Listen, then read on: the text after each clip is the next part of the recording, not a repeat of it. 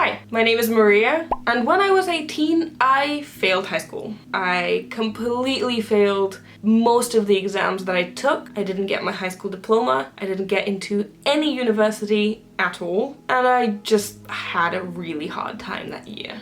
So today I want to talk about it, and hopefully at least help someone along the way. If I at least help one person, I will count that as a success. And I would love to hear your stories in the comments if you feel like leaving them. This is something that I feel very passionate about because the stuff that I dealt with at that time are things that still affect me to this day to some degree, even though since that happened, I have gotten into university and I have in fact completed my university degree and finished university this year. I'm now 22, but still, it was a big thing that happened in my life, so it's something that I'm passionate about and I want to talk about. So let's talk about it. First of all, let me introduce myself a little bit more. If you don't know me, as I said, my name is Maria, but a lot of people on the internet know me as Masha, which is my main channel on which I make friendship bracelets and I do tutorials. This is my second channel on which I just talk about stuff.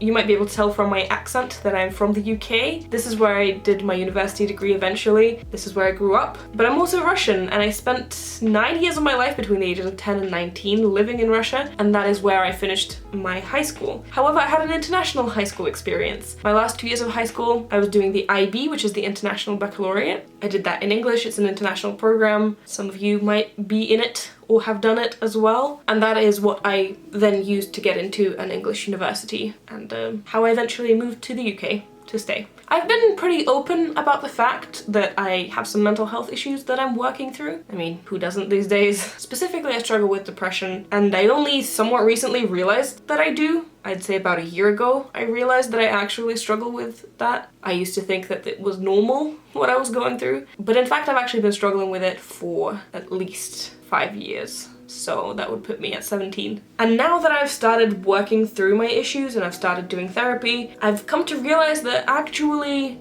everything that happened leading up to me failing my high school was what initially put me into this depression that I'm currently working to get out of. I'm still figuring out how to talk about this, and it's very unusual for me to do so because I only, as I said very recently, a year ago, actually admitted to myself that I'm struggling, so it's a bit strange for me to talk about, but I'll try to. Another thing that is probably relevant to this story, I guess, is the fact that I'm married. I know, 22, very young. I actually got married at 20. My husband and I started dating when I was 14, and he is from Russia. So by the time I was finishing high school, when I was 18, we had been together for 4 years. And by the time of our wedding, when we were 20, it had been 6 years, and now it's been 8 years. So when I was leaving to go to university, that meant the start of a long distance relationship, which we are still in. Oh my god. Getting a spouse visa to get your spouse into the country is difficult. I have a whole different video on that if you want to see it. I'll leave that linked in the card and in the description if you want to see that. That's a whole different can of worms. But a lot of things were going in my head at the time leading up to me failing. I'd say my depression started about a year and a half before the end of high school, before my exams. And they started because I had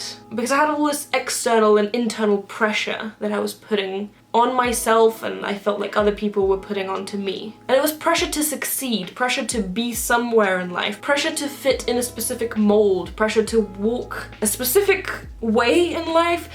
You know what I mean. The idea that you finish high school, you get into university, you finish your degree, you find a good job, you get married, you buy a house, you have kids, and you live the perfect happy life. I felt quite a lot of pressure to do that. As a kid, I was always told that I was very gifted by teachers, by my parents, and it is also something that I felt personally. I felt that whatever I tried as a child came very naturally and very easily to me. I learnt languages pretty quickly. I achieved great results in school.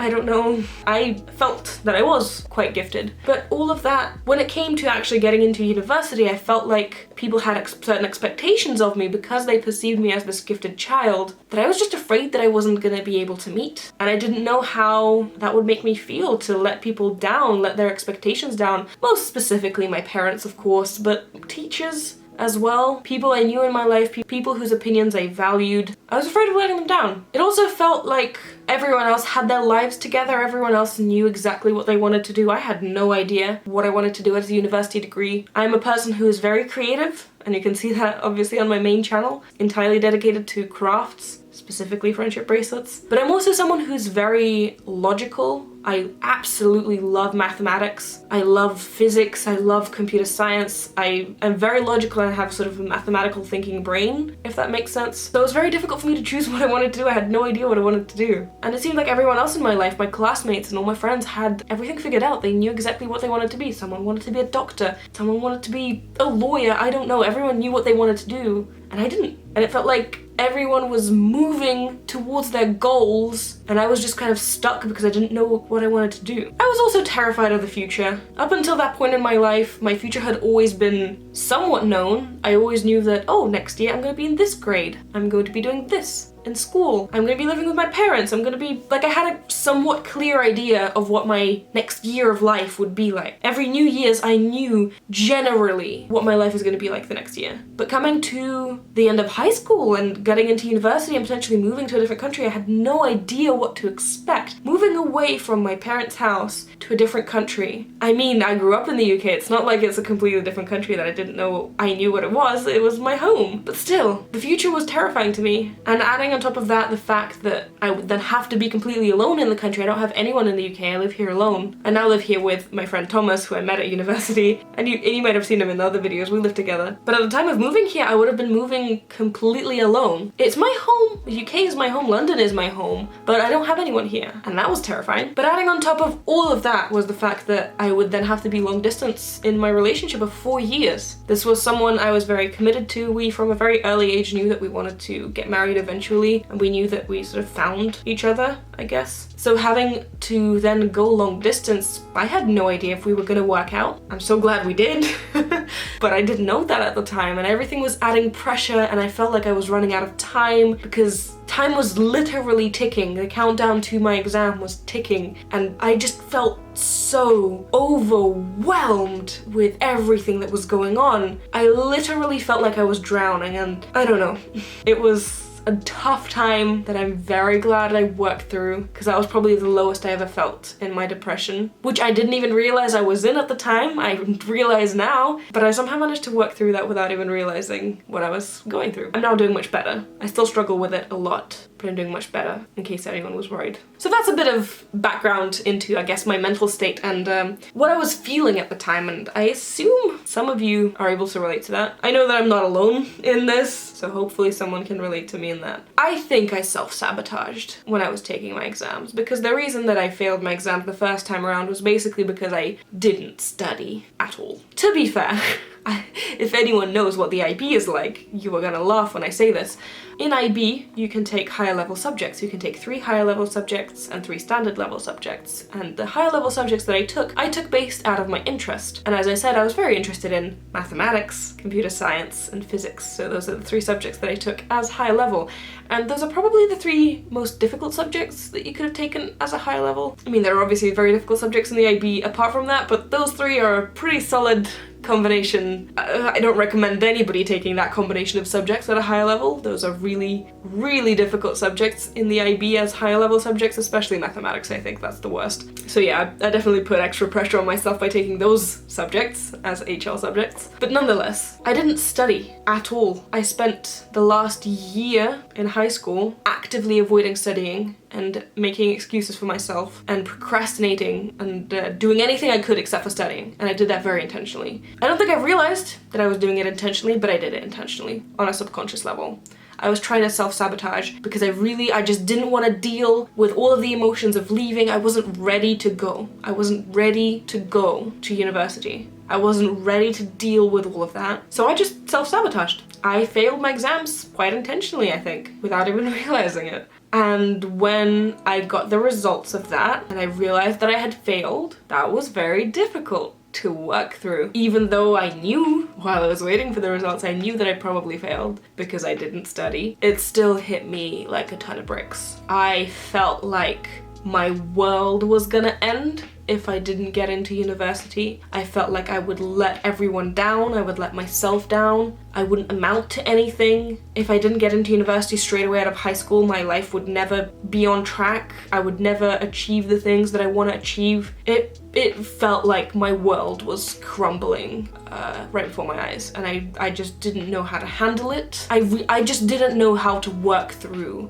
the emotions that I was feeling. That was hard. I was very lucky to have a supportive boyfriend who really helped me through that time, and friends, and my family as well, once they got over the initial shock, I think, of that whole situation. They really were supportive. And I didn't know why. I thought that if I had disappointed them that much, like, they would not forgive me. I don't know why I thought that, because it's my parents. They love me. They love me unconditionally. It doesn't matter, they will still love me. But in my depressed mind, I didn't see that. And of course, I mean, they were angry, they were disappointed, for sure. They were shocked, because I don't think they expected that to happen at all. But they got over it faster than I did, and they helped me get over it as well. Once that happened, we sort of sat down with them, with my parents, and we talked about what my options are and what I actually want to do. So we sat down, we talked about that, and we decided that I'm going to retake my exams next year. I would take the year off.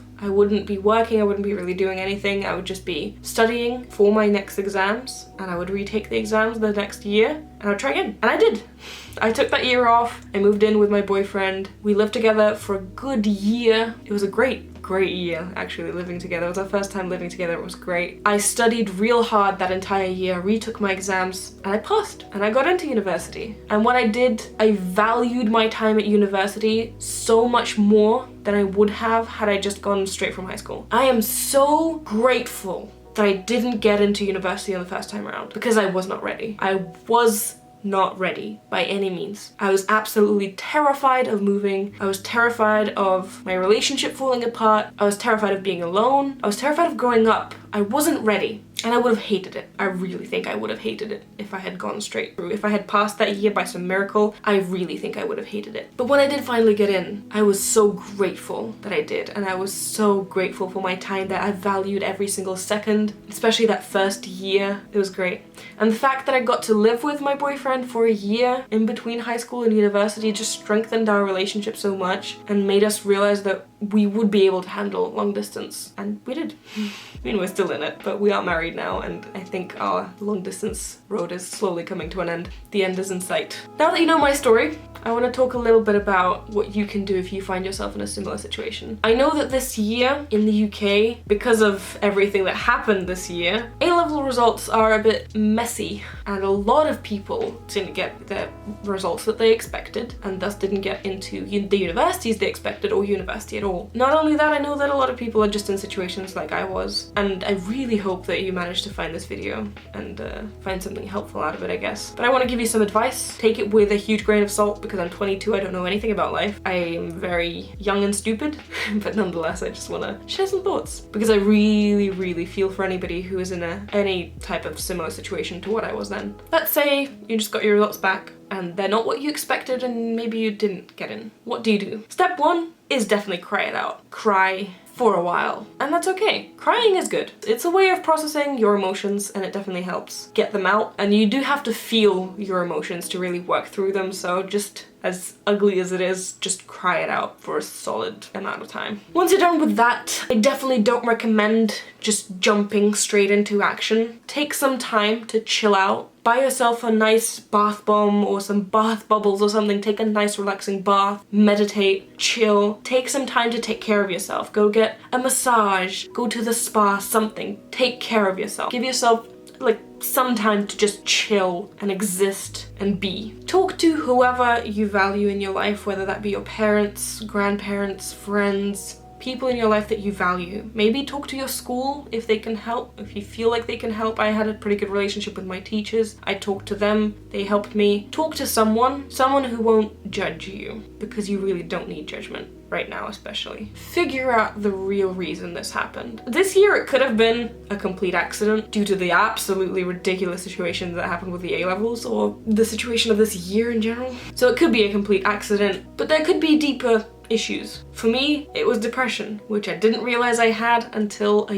year ago. So 4 years after I first started having it, I guess. If you do think it is more of a mental issue, definitely start working on that. Try to figure out the deeper issue and start working on it. Therapy is a great way. If you can't afford it, I know that in the UK there is therapy through the NHS, which is free. Some schools do therapy as well. And if none of those are options, just talk to someone you care about and someone who cares about you in your life that could maybe help you out with working through your emotions or whatever issues you may be having. Start thinking about what you actually want. Do you even actually want to go to university? Are you sure about that? Because I know that for me, and don't get me wrong, I am very grateful that I did do the university, and I do in the end think that it was the right decision for me. But the reason that I initially wanted to go to university was because I thought it was something that I had to do. Felt like society was forcing me to do it. Think about it. Reevaluate that. Because if you only want to do it because you think society needs you to do it, that might not be a valid reason. Again, it might still be for you. I went into it for the wrong reasons, but I'm still very grateful I had done it, and I do think that it was the right decision for me. For you, you have to make that decision for yourself. Really think about it. Do you actually want to go to university? Because as much as society tells you that's the only way to be, it's not. There's actually other options in life. You have options. There's a lot of career paths that you don't need a degree for. There's career paths that you can do with apprenticeships, with classes, with specific types of education which aren't necessarily university degrees. There's self-employment, there's self-education. There's some careers that value a portfolio, for example, if you're maybe going into a creative field, like, I don't know, a digital designer or something like that. You could become a freelancer, work for yourself, maybe develop websites and learn how to do that through online courses, which there are plenty of. At least consider a different path. It might not be the path for you, but consider it. Because if it's not the path for you, then you'd be more assured that university is the path for you. But what if you do decide that you want to go to university? What options do you have? Well, some universities still take you if you didn't reach the grades that you wanted, at least in the UK. You can take a foundation year, which is basically a pre-university year, year 0 of university. To figure out if you can do that, you need to actually call specific universities you're interested in and ask them. But that is an option that was offered to me. I just decided to not take it at the time. Take advantage of clearing at UCAS if you're in the UK. I can't really give you more details, but I've heard that it's helped a lot of people, and it's something that you can definitely do more research in and figure out how to specifically use it. Perhaps you think that you weren't marked correctly. You can apply to get remarked. If you think that you deserved a higher grade for the work that you did, you can do that and they might give you a higher mark. I'm not sure how this works this year with all the special circumstances of it, but in case someone's watching this in the future, you can do that. And of course you can do what I did. Take a year off, study, retake your exams, and try again. You have options. You are not in a dead end. Your world is not ending. And you are not a failure. These are just words that I want to tell myself from 4 years ago.